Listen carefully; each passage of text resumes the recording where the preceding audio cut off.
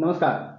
आपको एक बार फिर से स्वागत है। तो दोस्तों, आज ईडी ने दिल्ली में धावा बोल दिया है आम आदमी पार्टी का ऊपर। और इससे सबसे ज्यादा अगर दर्द हुआ है ना, आम आदमी पार्टी से ज्यादा दर्द ये जो दलाल पत्रकार है इनको हुआ है। ये क्यों हुआ है मैं आपको समझाता हूँ। देखो, आज का जो शेड्यूल था वो फिक्स था। 10 बजे आतिशी मरलेना आएगा, वो आके प्रेस कॉन्फ्रेंस करेगा, जो कल ही अलार्म देके रखा था। और क्या प्रेस कॉन्फ्रेंस होने वाला है उसका पूरा स्क्रिप्ट ये जो दलाल पत्रकार है अरविंद केजरीवाल के लिए जो प्रसार करते हैं, जिसको भुगतने के लिए पैसा दिया जाता है, इन लोगों के पास आ गया था। देर रात तक इन लोगों ने ब्रेकिंग न्यूज पूरा तैयार किया। हालांकि देश को मालूम पड़ गया था, ये वही खुलासा करेगा जो संजय सिंह ने कोर्ट से निकलने का टाइम में बोल बोल के गया था। जो सही होता है ये कभी दिखाता नहीं है, जहां गलत होता है यहाँ ये लोग रो लेता है प्रेस कॉन्फ्रेंस करके। और इसको चलाने वाला इनका जो दलाल पत्रकार है, इनका शेड्यूल फिक्स था। 9 to 9:30 का बीच में अलार्म था। जागेंगे, ब्रेकफास्ट करेंगे, तुरंत प्रेस कॉन्फ्रेंस पहुंच जाएंगे आतिशी मारलेना का, और वहां से जो ब्रेकिंग न्यूज हमने देर रात तक रेडी किया था उसको चलाएंगे देश भर में। लेकिन सुबह जब देखा अलार्म बज रहा है, मोबाइल रिंग हो रहा है, तो मोबाइल स्क्रीन में टाइम दिखाई दे रहा है 7:38 हो रहा है। यार अब क्या हो गया। उसके बाद जब न्यूज खोल के देखा कि ईडी ने दिल्ली में आम आदमी पार्टी का 12 ऐसी जगह है जहां पर रेड कर रहा है। इनका हो गया दिक्कत। अब जाए भी तो कहां जाए। पहले ब्रेकिंग न्यूज रेडी करके रखा था 10 बजे चलाने के लिए, अब उससे पहले ये खबर आ गया, तो रोना धोना जो भी नाटक इन लोगों ने तैयार किया था वो बेकार हो गया। तो देखो, ईडी ने यहां पर जो रेड किया है, इससे अरविंद केजरीवाल का अगला लोकसभा चुनाव में बहुत बड़ा इंपैक्ट पड़ने वाला है। वो क्यों पड़ने वाला है मैं ये भी आपको समझाता हूँ, तो वीडियो एंड तक जरूर देखिए। और अपने भाई के लिए ये चैनल जरूर सब्सक्राइब कीजिए। ईडी ने जो रेड किया उसमें से जो 12 जगह है, जिसमें से 2-3 ऐसी जगह है जिसका परिणाम अरविंद केजरीवाल को आगे भुगतना पड़ेगा। क्यों पड़ेगा? देखो, पहले तो ईडी ने अभी तक ये कंफर्म नहीं किया है ये जो रेड किया गया है ये कौन सी केस से रिलेटेड है। हाँ, मनी लॉन्ड्रिंग है, मनी लॉन्ड्रिंग केस से रिलेटेड है, तभी ईडी आता है, ये सरल सी बात है। लेकिन यहां पर जो रेड हो रहा है ये क्यों हो रहा है?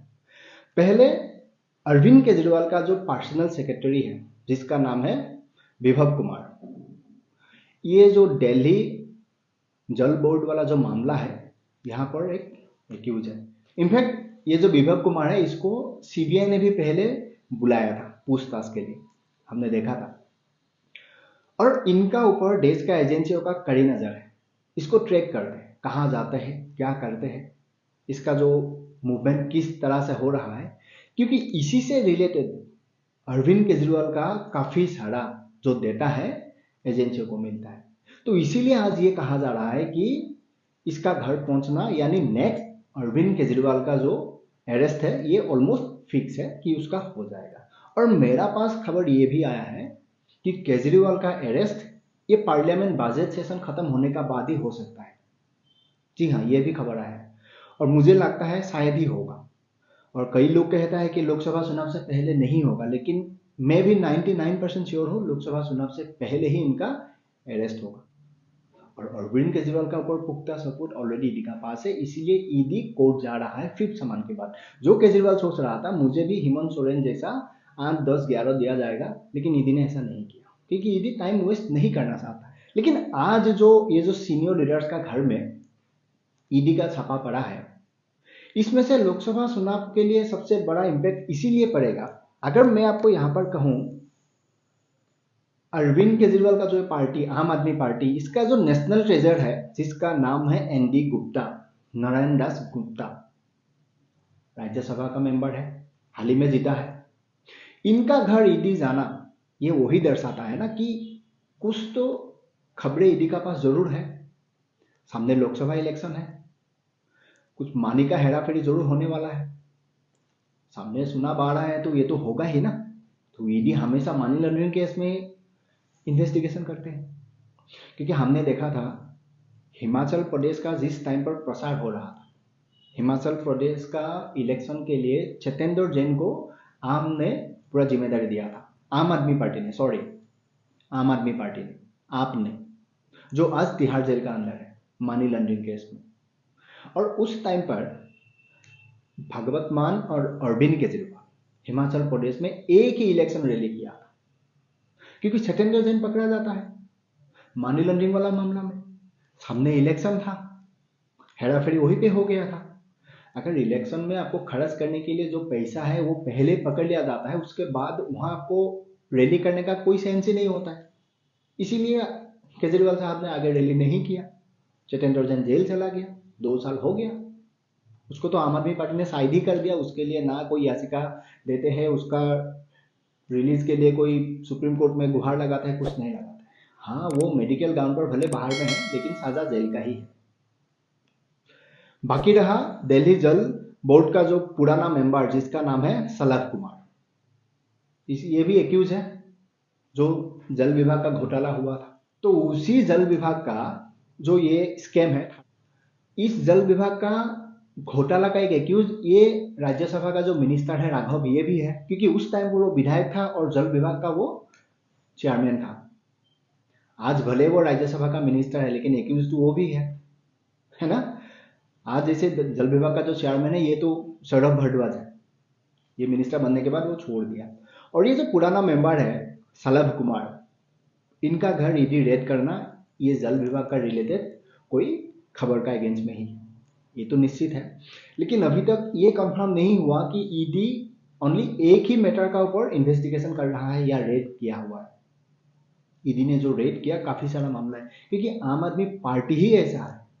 अब कितना घोटाला गिनिएगा, जल विभाग घोटाला, शीश महल घोटाला, दिल्ली लिकर स्कैम घोटाला, मेडिसिन स्कैम घोटाला, आप जितना खोजिएगा उतना मिलेगा।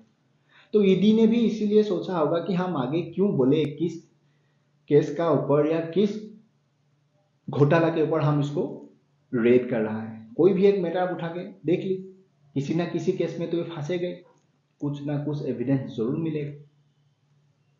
इसे अरविंद केजरीवाल के लिए आज एक अच्छा खबर भी है।